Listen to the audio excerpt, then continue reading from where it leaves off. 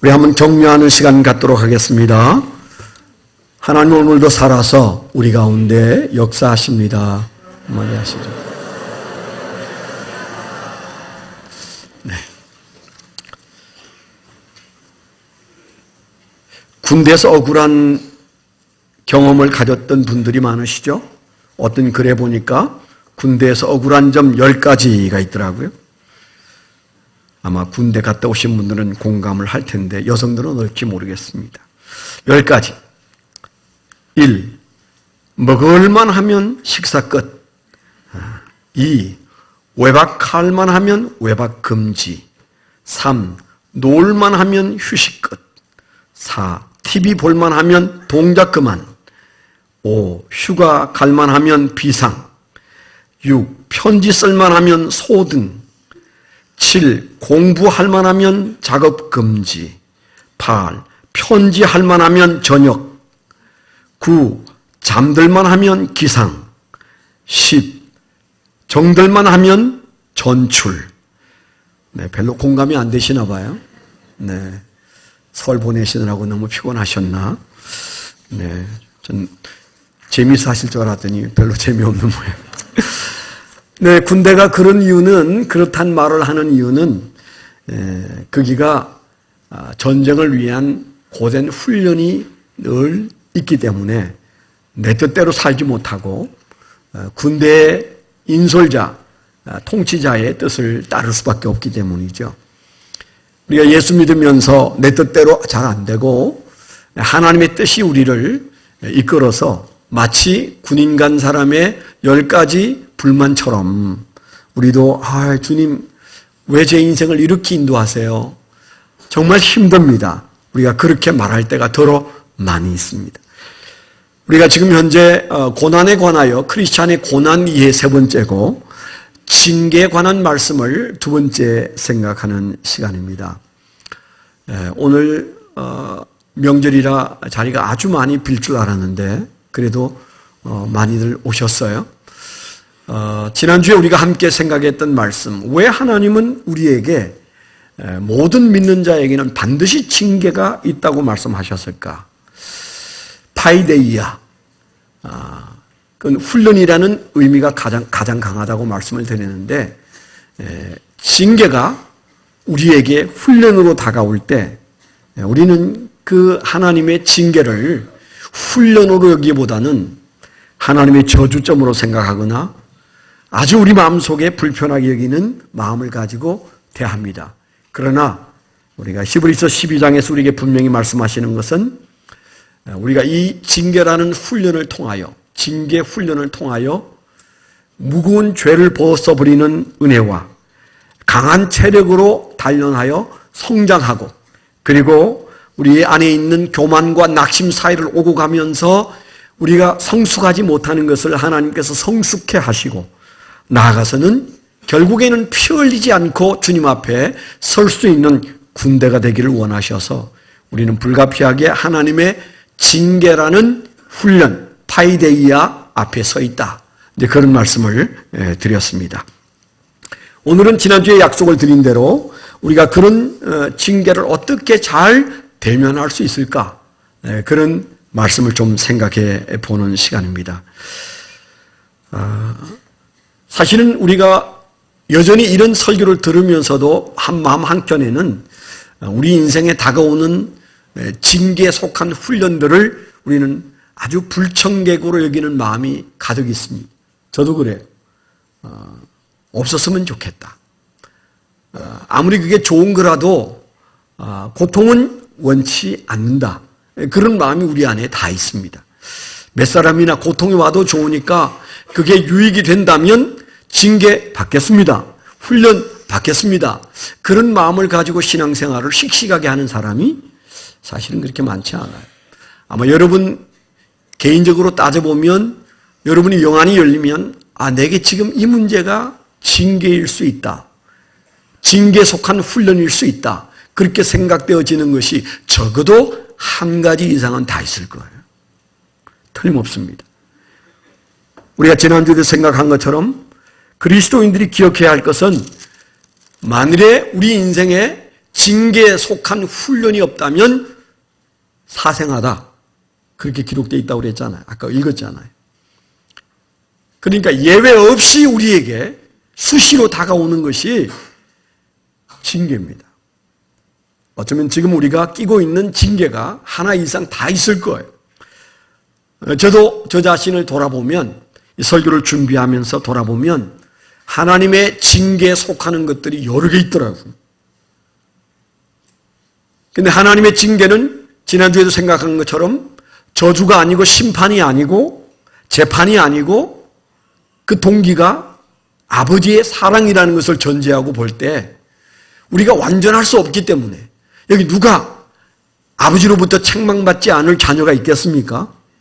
우리는 다 하나님 앞에 늘 그 아버지 앞에서 꾸지람을 받고 채찍질을 받을 수밖에 없는 한계를 지니고 살기 때문에, 문제는 우리가 내게 와 있는 징계가 무엇인지, 내가 받고 있는 훈련은 도대체 어떤 것인지를 잘 찾아내는 영안이 필요해. 불청객이지만 이제는 우리가 생각을 바꾸어야 합니다. 그게 불청객으로 끝날 것이 아니라 그것은 정말 내가 잘 이기고 견뎌야 하고 잘 통과해야 할 그런 것들이고, 주님 오실 때까지는 별 수 없다는 생각을 가지고 살아야 돼요. 병상에서도 징계가 가능합니다. 문제는 우리 인생에서 왜 이것을 불청객으로 여기느냐는 것입니다. 저와 여러분들이 가지고 있는 속성이 뭐예요? 편리함을 추구하기 때문에 그래요. 난 페일은하고 편한 게 좋아. 난 불편한 건 싫어. 이제 남은 생에는 좀 편하게 살고 싶어. 그게 신앙에 중요한 효과가 있다 치더라도 나는 편하고 싶어. 이런 마음이 저와 여러분 마음속에 있잖아요. 그러시면 아멘 하세요? 네. 점장 앉아 계시니까 저 혼자 그런 것 같아가지고. 네. 우리 마음속에 편하게 살고 싶은 마음이 있기 때문에 하나님의 훈련이, 또는 우리의 부족 때문에 찾아오는 하나님의 징계에 속한 파이데이아가 우리 마음속에 불청객처럼 여겨질 수 있어요. 그런데 어쩝니까? 성경에 분명히 모든 하나님의 자녀에게는 징계는 반드시 있다고 말씀하셨어요. 과거에도 우리가 겪었고 지금도 겪고 있습니다. 아니, 앞으로도 우리가 이 세상에 호흡을 하는 동안은 하나님의 징계는 올 것이고 그 징계는 우리에게 유익이라고 말씀하셨어요. 어떻게 피해갈까를 생각하면 우리는 계속적인 징계 앞에서 다음 세상이 없어요. 어떻게 통과할 것인가? 어떻게 우리가 뚫고 나갈 것인가? 어떻게 그것을 이길 것인가? 그 유익을 내가 눈앞에서 어떻게 간증할 수 있을 것인가? 이걸 생각해야 잘 보여요. 문제는 징계가 잘 보이게 되기를 축원합니다. 나를 향한 하나님의 훈련이 무엇인지 잘 보여야 돼요. 그렇지 않으면 우리는 뭉뚱그려서 우리 마음속에 아주 불편한 마음을 주게 돼 있어요. 잘 통과하기 위하여 우리가 어떻게 직면해야 할 것인지를 좀 생각해 볼 텐데, 오늘은 세 가지만 생각해 보겠습니다. 세 가지. 어떻게 우리가 잘 통과할 수 있겠는가? 지난주에도 해답이 그 안에 없지는 않았지만은 다시 우리가 해답을 추구해 보겠습니다. 마음속에 품어야 할 단어가 하나 있어요. 바라본다는 단어예요. 바라본다는 단어. 우리가 이 통과를 잘 하려면 우리 눈이 좋아야 돼요. 문제를 보는 눈도 분명하고 확실해서 분별력이 있어야 되지만은 그 문제 너머에 있는 무언가를 잘 바라볼 때 우리는 잘 통과할 수 있어요. 이 징계의 훈련을 잘 이길 수 있습니다. 바라보아야 돼요. 오늘 말씀에도 나오잖아요. 12장 2절에 보면 믿음의 주여 또 온전케 하시는 예수를 바라보자 그랬어요. 그래서 오늘 말씀의 제목이 징계 수업인데요.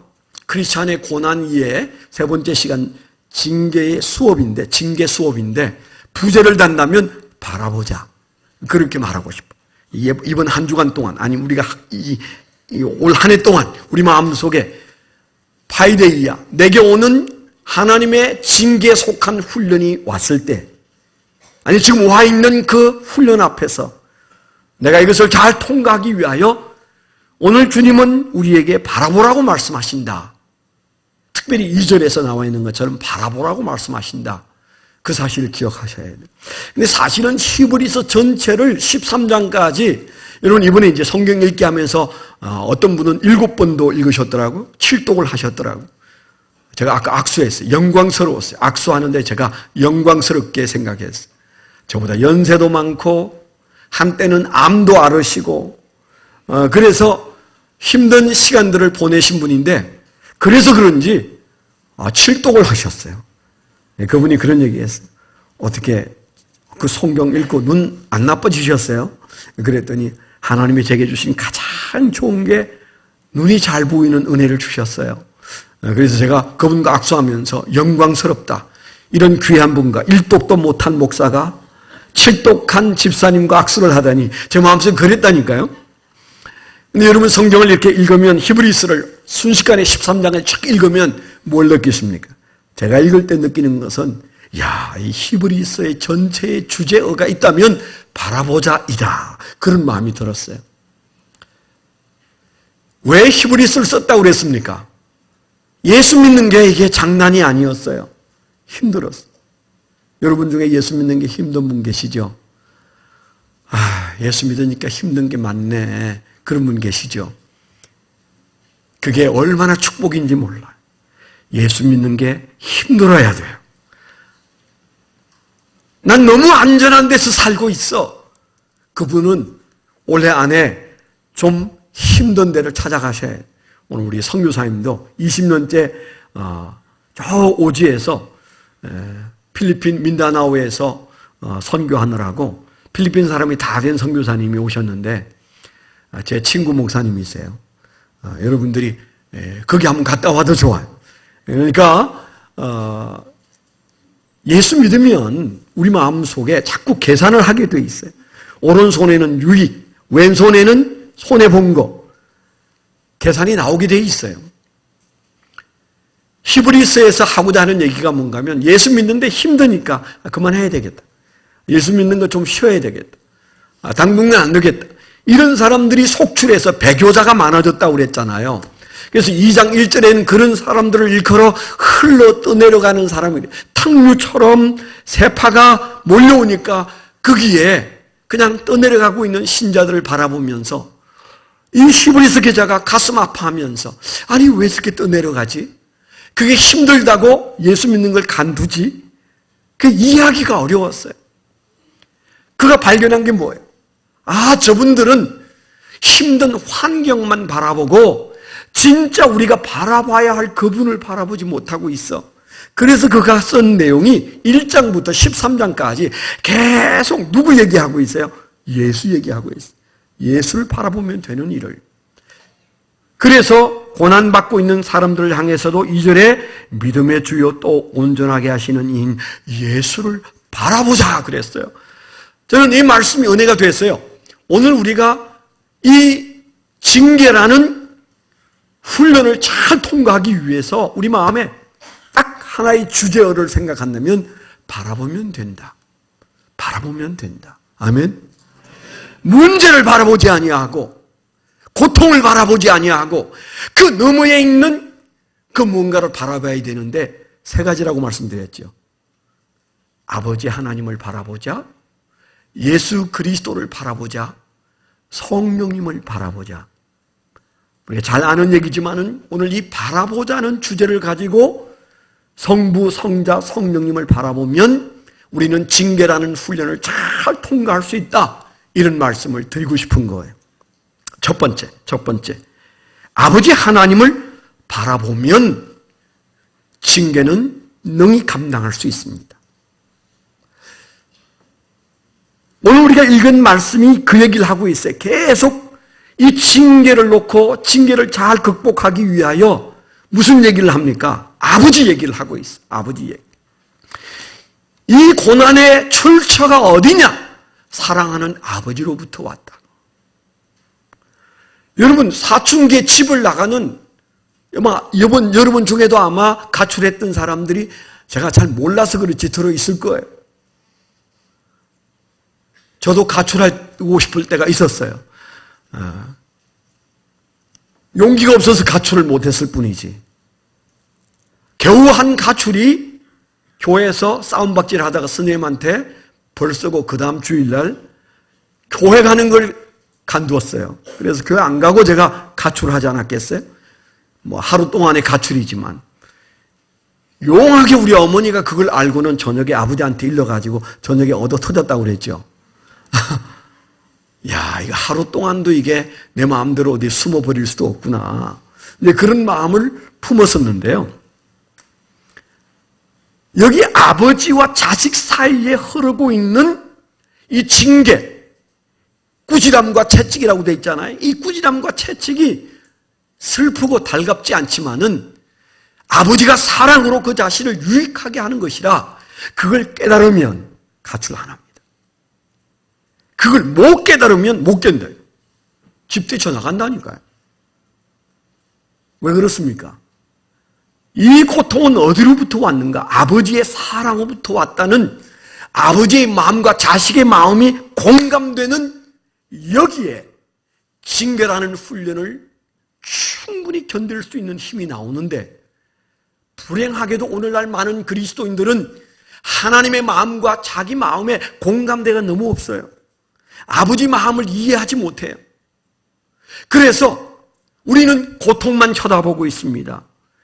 불통만 쳐다보고 있습니다. 아픔만 쳐다보고 있습니다. 현실만 보고 있어요. 그래서 우리는 하나님과 점점 더 갈라집니다. 사춘기 소년처럼. 신앙이 도대체 뭐예요? 여러분이 이해하는 신앙이 도대체 뭡니까? 하나님 아버지와 공감대가 어느 정도냐? 그게 신앙이잖아. 안 그래? 아멘 하세요? 어떻게 너무 피곤하셨나? 설에? 너무 심각하신 것 같아요. 네. 하나님과 우리 사이에서 신앙이라는 것, 그거 다른 거 아니에요. 하나님의 뜻, 하나님의 마음, 하나님의 심정, 그 하나님의 심정에 어느 만큼 공감하느냐, 그게 우리 신앙입니다. 하늘의 신비를 내 앞에 갖다 놔도 우리가 환상을 보고 신비한 예언을 해도 하나님의 마음을 모른다면 그거 신앙 아닙니다. 아무런 은사가 없어도 아무런 능력이 안 나타나도 나는 하나님의 마음을 알 것 같아. 내 아버지의 마음을 알 것 같아. 우리가 이 마음이 일어난다면 여러분 걱정하지 마세요. 그게 신앙이에요. 로마서 12장 1절 2절에 보면 우리 자신을, 우리 몸을 하나님 앞에 산 제물로 드리라고 그랬어요. 그런 헌신은 도대체 어떤 거냐? 2절에 보면요. 2절에 뭐라고 말합니까? 하나님 앞에 우리 몸을 드리는 헌신의 중요한 결론은 무엇으로 나타납니까? 그게 보면 너희는 이 세대를 본받지 말고, 로마서 12장 2절에 보면 너희는 이 세대를 본받지 말고 오직 마음을 새롭게 함으로 변화를 받아 하나님의 선하시고 기뻐하시고 온전하신 뜻이 무엇인지 분별하도록 하라. 신앙이 뭡니까? 하나님의 온전하신 뜻이 무엇인지 분별하는 게 신앙입니다. 아버지 마음을 분별하여 공감하는 게 신앙입니다. 하나님의 징계가 심각한 이유는 그 징계의 마음, 사랑의 마음을 읽어내지 못할 때 우리는 힘들기만 하고 원망스럽기만 하고 그 하나님의 계획 앞에 감격의 눈물을 흘려야 되는데 원망에 이를 간다면 참 그 아버지가 얼마나 힘들겠어요. 그리스도인의 고통에는 뜻이 있습니다. 제가 조금 전에 일부 예배를 드리기 전에 제 아내와 아침을 먹으면서 아주 감격스러운 텔레비전을 잠깐 보게 됐어요. 아마 보신 분 계실지 몰라요. 이재훈이라는 어떤 의사 얘기인데 일반 방송에서는 그분이 선교사인지 아닌지 그런 얘기 안 해요. 어떻게 예수 얘기는 꺼내질 못하게 하는지 몰라. 그런데 그 이재훈 선교사가 사실은 의사인데요. 그분이 늘 한국에서 공부를 다 마치고 내가 진짜 의사가 아닌 것 같아. 돈 버는 의사 만족하지 않았대. 그래서 고민하다가 가족을 데리고 아프리카로 갔는데 아프리카에 가서 비로소 내가 와야 할 곳이 이곳이구나. 그래서 행복하게 사는데, 문제는 그 잠시 후에 그 아들 얘기가 나오는데, 아들 엄마가 눈물을 흘리면서 아들이 했던 얘기를 해요. 아들이 어렸을 때 아프리카에 와서 아버지와 함께 살면서 너무너무 많이 불평했대. 아니, 내 친구들은 한국에서 먹고 싶은 거 다 먹고 입고 싶은 거 입고 가고 싶은 곳 가고 그렇게 행복하게 사는데 이게 뭡니까? 아프리카에 와서 나는 아무것도 못하고, 그러면서 아이가 울고 징징거리고, 그래서 엄마가 너무 마음이 아팠다고 눈물을 흘렸어. 근데 그 아들이 세 남매인데 큰 아들이 어떻게 된 줄 아세요? 잠깐 보는 사이에 아프리카로 비행기를 타고 왔어요. 한국에서. 그 아들이 의과대학을 다니고 있어요. 의과대학을 다니는 이유는 철이 드니까, 아버지 마음을 이해하게 되니까, 나도 우리 아버지처럼 살고 싶다. 나는 이 세상에서 가장 존경하는 사람이 우리 아버지다. 그런 마음이 들었다는 거예요. 그래서 옛날에는 어렸을 때, 철없을 때는, 아버지 마음을 몰랐을 때는 징징거리고 울고 내가 불행한 소년이라고 생각했는데, 나이가 들면서 내가 원하는 소원은 우리 아버지와 함께 아프리카에서 아버지와 아들이 수술하는 것이 꿈이다. 그래서 의과대학을 가서 지금 한국에서 의과대학 공부를 하고 있는 기가 막힌 아들 얘기를 들으면서 눈물이 나더라. 저 아버지는 얼마나 행복할까. 아버지를 가장 존경하는 아들이 철없을 때는 무슨 생각을 못해요. 그런데 철이 드니까 그 어려운 의과대학 공부를 해서 돈 많이 벌려는 게 아니고 아프리카에 가서 아버지하고 같이 불쌍한 사람들을 수술하는 꿈을 꾸면서 지금 의사의 길을 걷고 있는 그 아들 얘기를 제가 보면서 눈에서 눈물이 나더라고요. 그 아들이 지금 뭐 하고 있는 거예요? 효도하고 있어요. 어떤 효도를 하고 있어요? 아버지와 아들이 공감하고 있어요. 철이 없을 때는 자기는 불행한 사람이라고, 아버지 원하는 것 하다가 나는 이게 뭐냐고 그렇게 생각했던 아들이 철이 드니까 아버지의 뜻과 자기 뜻 사이에서 깊은 공감대가 생겼어요. 동감이 일어나는 겁니다. 이 동감이 신앙이에요. 하나님의 뜻과 내 뜻이 공감대가 형성되면 여러분 파이데이야 별 문제 없어요. 기쁘게 감당할 수 있어요. 그것 때문에 여러분들이 불행한 자라고 생각하지 않을 겁니다. 그런 은혜가 저와 여러분 안에 올 한 해 동안 계속되기를 축원합니다. 두 번째 바라보아야 할 분이 있으세요. 우리가 하나님과 함께, 그리고 우리가 정말 우리 앞에 있는 파이데이야, 이 하나님의 징계에 속한 훈련을 잘 감당하기 위해서 우리가 기억해야 할 두 번째 바라봄은 예수 그리스도예요. 예수 그리스도예요. 왠가 하면 그 예수 그리스도가 우리의 모본이고 그분이 우리의 샘플이고 가장 가까이에 있는 분이세요. 그래서 오늘 우리가 읽은 말씀에 2절에 뭐라고 그랬어요? 믿음의 주요 또 온전케 하시는 이인 예수를 바라보자. 그 예수를 바라보면 우리는 어떻게 된다고 그랬어요? 온전하게 된다고 그랬어요. 아멘. 그런데 그 다음 말은 무섭습니다. 뭐라고 그랬어요? 그 예수는 그 앞에 있는 기쁨을 위하여 십자가를 참으사 부끄러움을 개의치 아니하시더니 하나님 보좌 우편에 앉으셨느니라. 13장 8절에 보면 그 예수가 어떤 분이라고 말합니까? 그 예수 그리스도는 어제나 오늘이나 영원토록 동일하시다. 그렇게 말씀하셨어요. 무슨 얘기입니까? 예수가 우리의 모본이에요. 예수님이 파이데이야, 이 훈련의 길을 걷는 우리의 샘플이에요. 여러분, 지금 동계올림픽이 열리고 있는데 그들의 금메달을 딴 사람들, 은메달 딴 사람, 동메달 딴 사람들은 한결같이 어떤 공통점이 있습니까? 누군가가 자기의 모본이고 누군가가 자기의 샘플이었어요. 그를 꿈꾸며 가다가 어느 날 금메달도 따고 은메달도 따는 겁니다.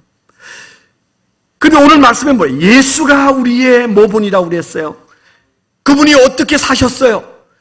기쁨의 날을 위하여 십자가를 참으셨다고 그랬어요. 부끄러움도 개의치 아니하셨다고 그랬어요. 십자가도 참으시고 부끄러움도 개의치 아니하신 예수 그리스도가 우리 앞에 모범으로 계세요.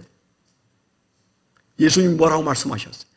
누가복음 9장 23절에 아무든지 나를 따라오려거든, 아무든지 나를 따라오려거든, 너가 예수 믿으려거든 자기를 부인하고 날마다 제 십자가를 지고 나를 쫓을 것이니라, 그렇게 말씀하셨어요. 예수님의 십자가가 우리 앞에 있고 우리는 그 예수를 따라가면서 뭐예요? 내가 져야 할 십자가를 지고 가는 겁니다. 어떻게 예수님이 지신 십자가만큼 힘들겠어요? 예수 그리스도의 십자가만큼 우리가 무겁겠습니까? 주님이 부끄러워하신 만큼 부끄러운 일들이 우리 앞에 있을까요? 아니요, 없어요.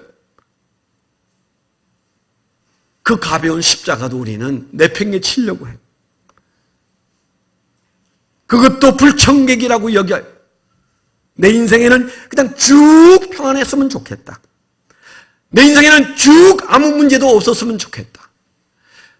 내 인생이 그냥 이렇게 살아도 아무도 나에게 부담을 안 주는 그런 삶을 살다가 주님 나라 가고 싶다. 여러분, 이 마음이 저에게도 있고 여러분에게도 있어요. 저도 1년 후에는 어떻게 살아야 되나?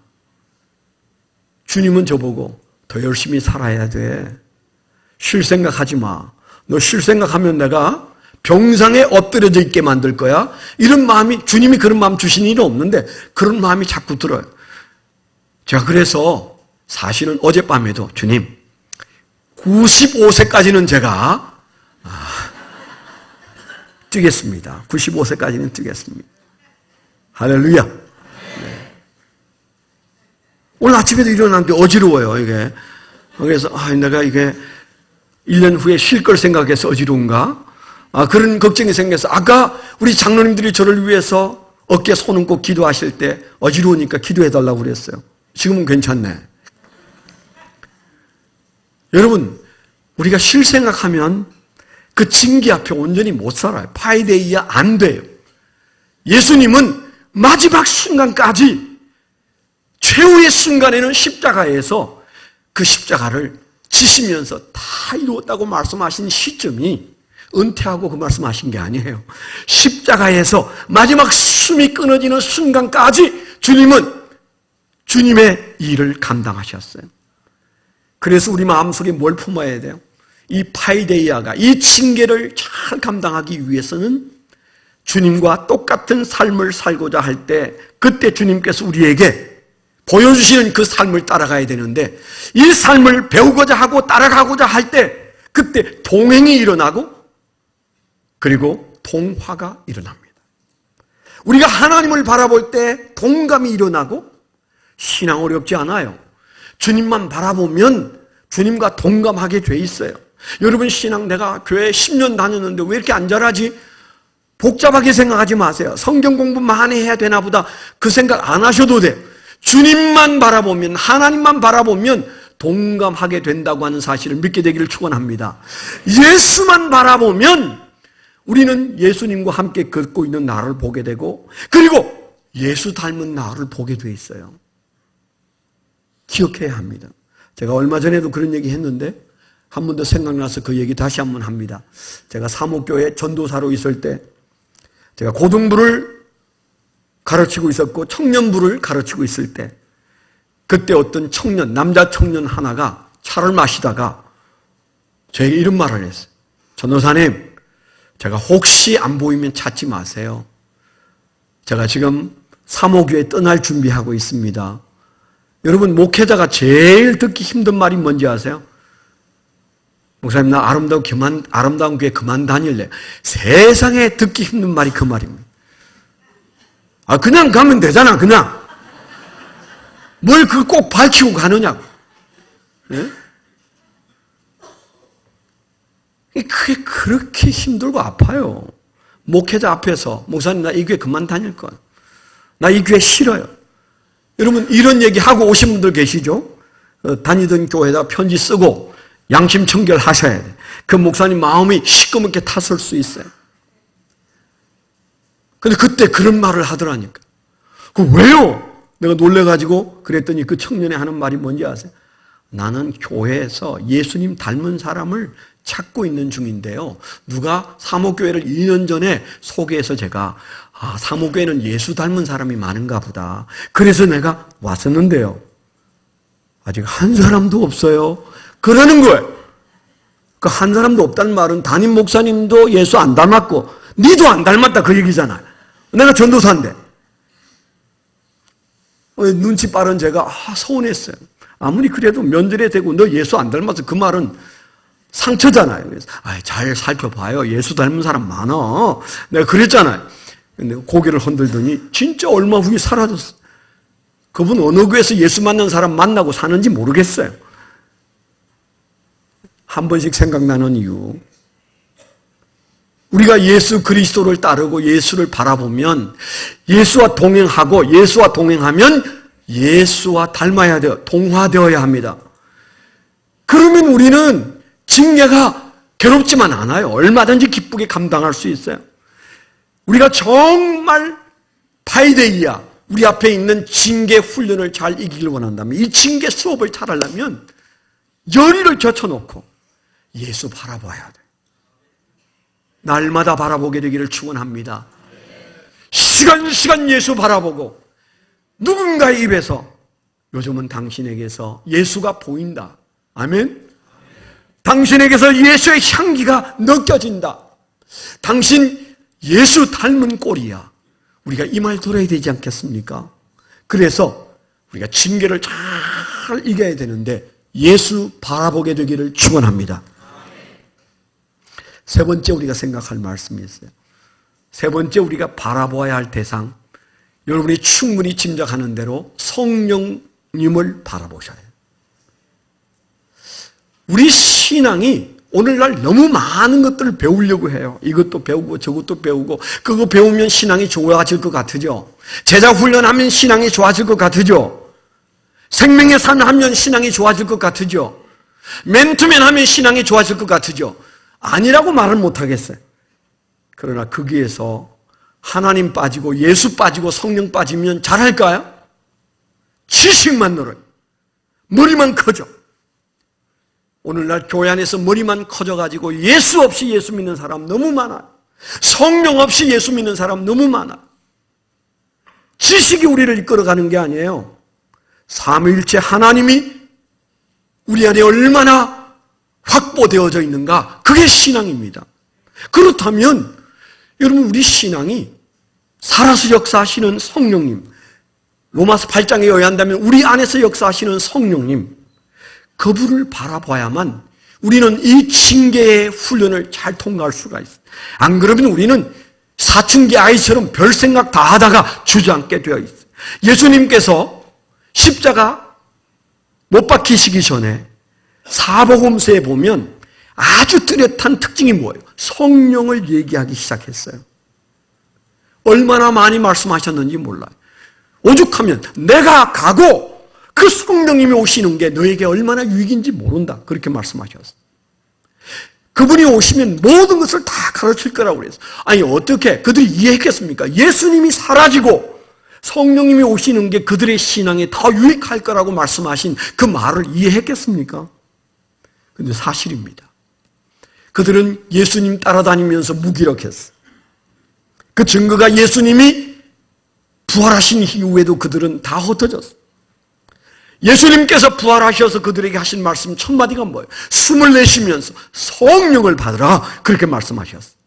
그러나 그들이 성령 못 받았을 때 그들은 흩어졌어요. 예수님이 떠나실 때, 성천하실 때 그들을 모아놓고 하신 말씀이 뭐예요? 흩어지지 말고 기다리라, 성령님을. 그리고 가신 후에 그들이 마가의 다락방에서 성령을 받은 다음에 무슨 일이 벌어졌어요? 말씀 그대로 예수님을 따라다니면서 예수님 십자가에 못 박힐 때 흩어졌던 그들은 예수 보이지 않음에도 불구하고 얼마나 잘 믿었어요. 얼마나 능력을 행했어요. 얼마나 행복했어요.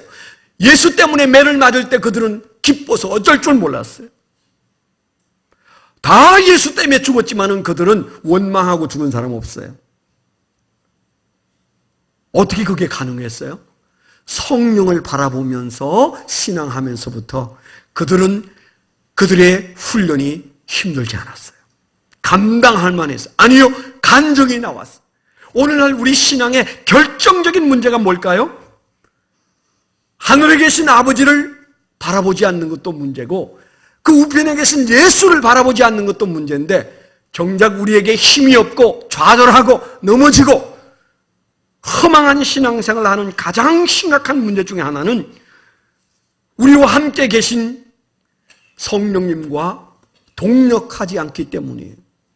동감이 일어나고 동행이 일어나고 동화가 일어난다면 그 다음에 뭐예요? 동력이 있어야 돼요. 성령님과 함께 일해야 돼요. 우리와 함께 일하시기 위해서 오신 성령님을 우리는 도외시하고, 여러분 이 시련을, 이 염려를 이길 수 있단 말입니까? 불가능해요. 출애굽 이스라엘 백성들이 광야에서 힘들었던 가장 큰 이유는 뭡니까? 성부 하나님, 성자 하나님, 성령 하나님과 그들이 호흡을 맞춰야 되는데 바라보지 않았어요. 심지어 가나안 땅도 바라보지 않았어요. 모세도 바라보지 않았어요.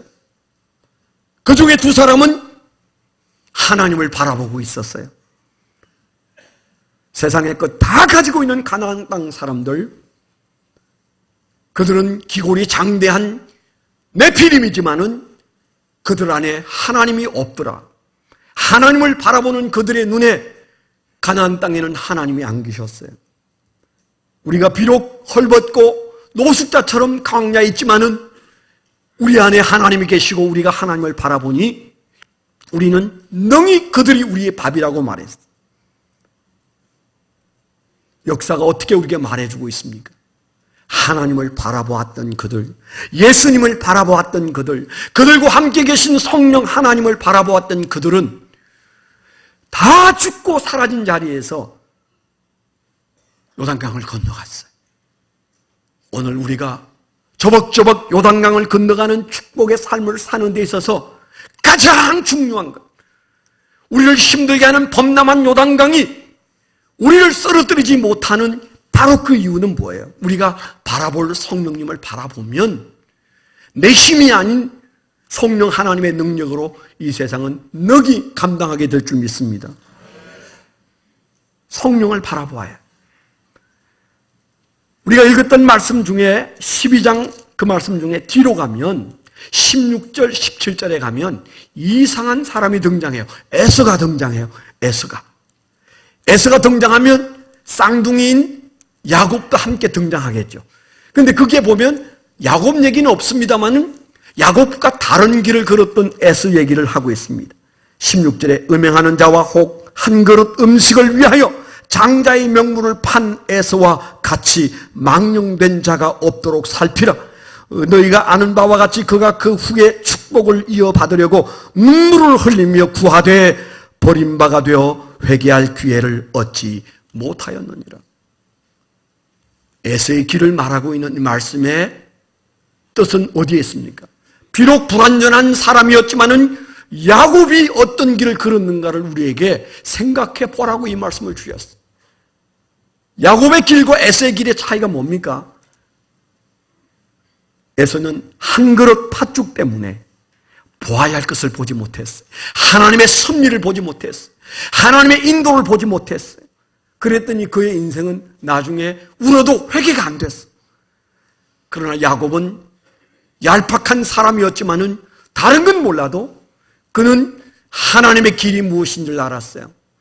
하나님이 과연 여기 계시거늘 그 하나님을 바라보고 그는 인생의 길을 걸었어요. 그의 인생의 길이 어떻게 우리에게 증명하고 있습니까? 그는 하나님과 함께 걷는 길을, 그 징계의 길을 잘 통과했어요. 부족하기 때문에, 죄가 많기 때문에 그가 징계를 피할 수는 없었습니다. 그러나 하나님의 징계 가운데 그는 하나님이 쓰시는 민족의 대표자가 되도록 하나님께서 그를 이끌었어요. 우리 앞에 있는 팥죽 한 그릇 때문에 우리는 바라보아야 할 하나님을 놓치지 않기를 축원합니다. 아버지를 바라보십시오. 하나님과 깊은 동감의 세계에 들어가십시오. 예수 그리스도를 바라보십시오. 그래서 그분과 동행하고 예수와 동화되는 삶을 사십시오. 그리고 더욱 중요한 것은 성령 하나님을 바라봄으로 성령과 동역하는 삶을 살아서 우리 앞에 있는 파이데이아를 극복하는 놀라운 은혜가 넘치기를 축원합니다. 기도하겠습니다. 은혜로우신 아버지 하나님, 오늘도 우리에게 우리의 삶을 잡아다니고 있는 많은 고통과 고난 가운데 주님, 우리 영안을 열어 하나님의 인도하심이 무엇인지, 하나님의 징계가 왜 오며 어디로부터 오며 어떻게 감당할지를 주님께서 말씀해 주셔서 올 한 해 동안을 주여 하나님의 지혜로 살 수 있도록 인도해 주심을 감사합니다. 이 말씀에 붙들려 세상을 헤쳐나가는 하나님의 위대한 백성들이 되게 하여 주옵소서. 정금같이 나오는 그날을 바라보는 하나님의 아름다운 백성들 만들어 주시옵소서. 예수 그리스도의 이름으로 감사하며 기도드렸습니다. 아멘.